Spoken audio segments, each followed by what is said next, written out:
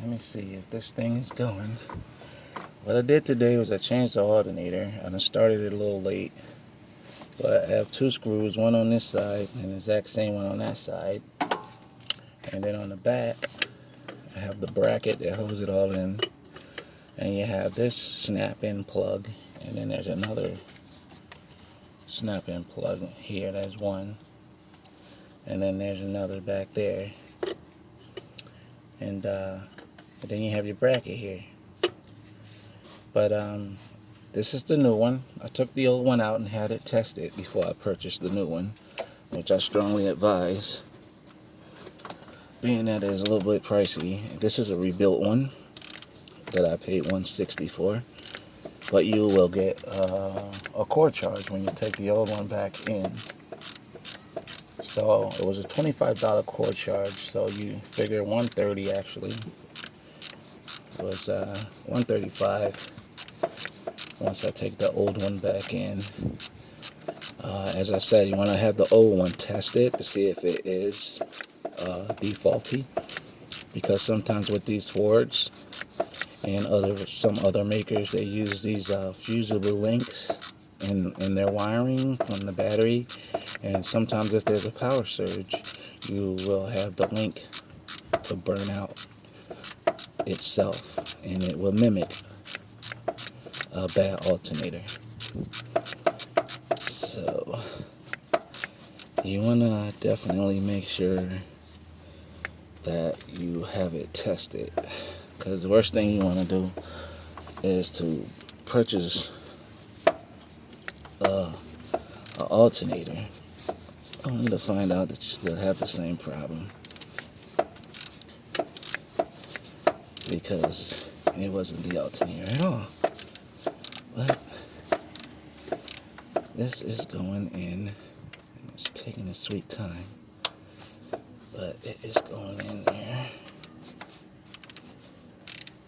Alright, so that is on there tight. I'm gonna make sure you're tight. There's another one the exact same on the other opposite side here. I'm gonna make sure that is tight. Okay, now what I'm gonna do is I'm gonna reattach the brackets here for this it's kind of a housing unit. It just made it easier for me to pull the whole unit out. Otherwise it would have been a difficult squeeze. I thought I was gonna have to take the fan cover off, but didn't have to do that. It just would have been extra. It would have been extra work to do. So I'm just gonna screw these in to secure it more. It's just a housing bracket. It's really not even attached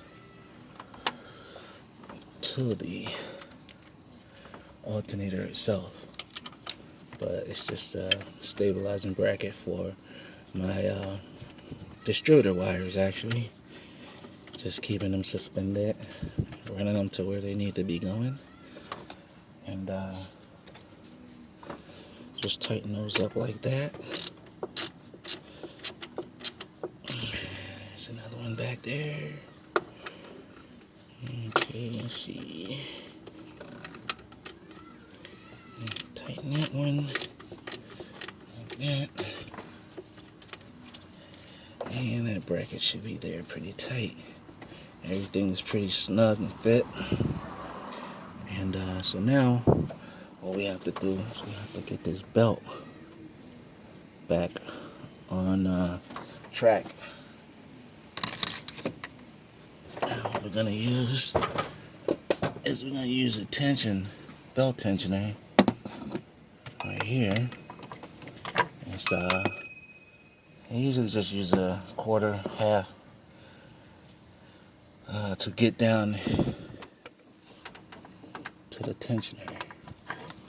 And you get that in there. Once you get it in there it is. You should be able to manipulate that.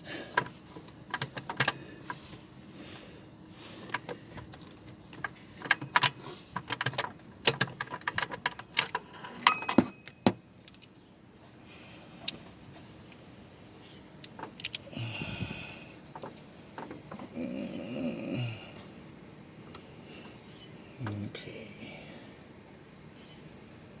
Let me get that in there.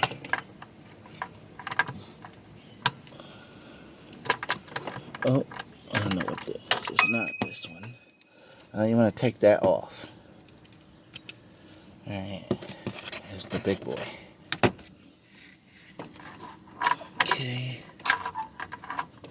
Get that on there. I should get it in there. There we go. Okay, now that is in there. Oh, Jesus Christ. Okay, poor cameraman here. That one will be Butterfingers.